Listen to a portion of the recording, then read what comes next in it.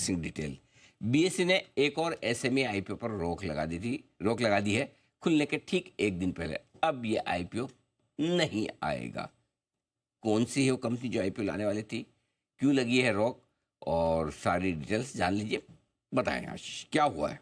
एक और SME IPO sir, इससे पहले आपको याद होगा कि ट्रैफिक सोल पर रोक लगी थी, और सिमिलर लाइंस पर अगर आप देखें तो सोलार 91 करके कंपनी एसएमई, इसके ऊपर भी रोक लगा दी। और सोशल मीडिया के ऊपर जो अवेयरनेस है वो लगातार बढ़ती जा रही है और एक्सचेंजेस तक पूरी तरीके से फीडबैक पहुंचता है। अब दिक्कत क्या है कि कंपनी, वैसे तो अगर आप देखें तो आईआईटी ग्रेजुएट्स ने 2015 में शुरू की थी और सोलार ईपीसी से जुड़ा हुआ कामकाज है, लेकिन काफ़ी सारे सोशल मीडिया पोस्ट में इस कंपनी के जो आरएचपी है इसमें कुछ बारीकी के ऊपर जो है सवाल उठाए गए थे। सबसे पहली बात यह कि एक इंडिपेंडेंट पावर प्रोड्यूसर बनना चाहते हैं आगे, तो उसके लिए जो कैपिटल रिक्वायरमेंट है काफ़ी ज़्यादा होती है। अब उनके रिस्क फैक्टर्स में ये चीज़ साफ लिखी थी कि अगर इशू में पैसे पूरे नहीं मिल पाए तो बड़ा थ्रेट यहाँ पर देखने को मिल सकता है, बड़ा रिस्क है। और दूसरी, ऑल्टरनेट अरेंजमेंट फंड रेजिंग के लिए इनके पास फिलहाल के लिए नहीं है। ये तो पहला पॉइंट है।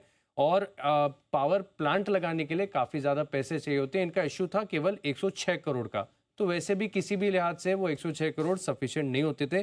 तो ये एक पहला पॉइंट है। दूसरी बात, अगर आप देखें तो कंपनी ने जिस भाव पर शेयर जारी किए थे वो लगातार एक ही महीने में 2.5 गुना बढ़ गए। यानी अगर आप देखें तो 1 मई को 24,430 रुपये के भाव पर जो शेयर जारी किए थे, लेकिन 31 मई में, एक महीने के अंदर ही अगर आप देखें तो 59,453 रुपये प्रति शेयर पर, यानी 2.5 गुने की बढ़त यहाँ पर आपको देखने को मिली कंपनी के जो वैल्यूएशन है। तो इसको लेकर भी काफ़ी सारे सोशल मीडिया हैंडल्स पर सवाल उठाए गए। वैसे अगर आप देखें तो ये बता रहे हैं कि कंपनी की 6.6 मेगावाट की कुल ईपीसी ऑर्डर बुक है, लेकिन फिलहाल के लिए अगर आप देखें तो एक्सचेंज को क्लैरिटी नहीं है, सवालों के जवाब मांगे हैं और उसके बाद देखा जाएगा। इशू एक्चुअली 24 से 27 तक खुलना था और इसका प्राइस बैंड था 185 से 195, लेकिन महंगे वैल्यूएशन, फाइनेंशियल्स में क्लैरिटी नहीं, एक तरफा तेजी इन वैल्यूएशन, इसी के चलते भी फिलहाल इस आईपीओ पर रोक लगा दी है। तो मेन चीज़ तो ये कि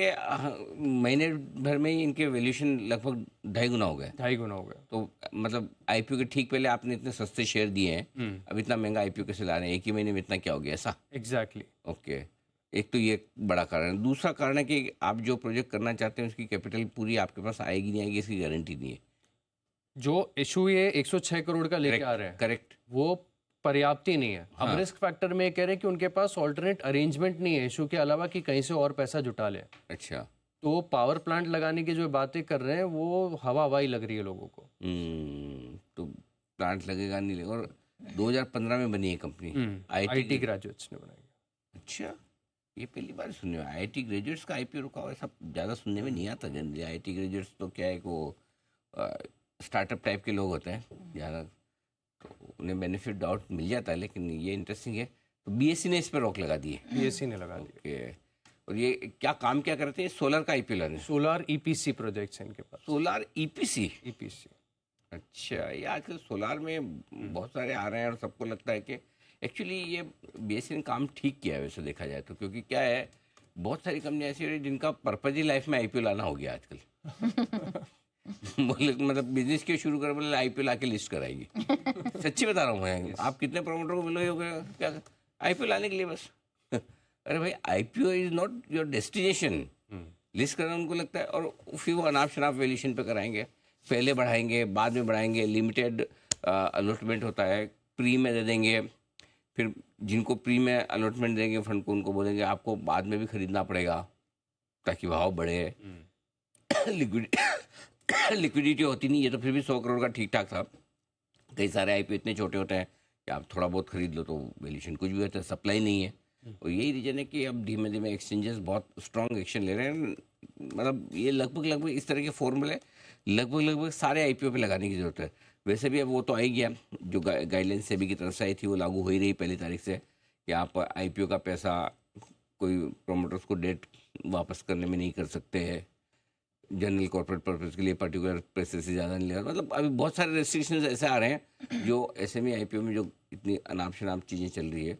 लेकिन अभी भी देखो, पिछले हफ्ते भी जो भर रहे हैं 2-2, 3-3 हज़ार गुना आईपीओ अभी भी भर रहे हैं। मतलब क्या होगा, मतलब समझ में नहीं आता क्या होता।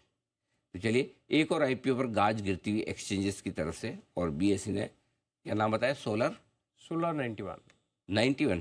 91 का मतलब क्या? ये नहीं पता सर, ये पूछना पड़ेगा कंपनी से ही। अच्छा, 91 क्या है? 2015 में बनी कंपनी तो 91 में जरूर कोई न कोई प्रमोटर का दुनिया में पदार्पण हुआ होगा। और तो क्या लाइकली। होगा? हाँ, बाकी तो ऐसा और कुछ लगता नहीं है। चलिए, ये है सोलर 91 का IPO जो आपके लिए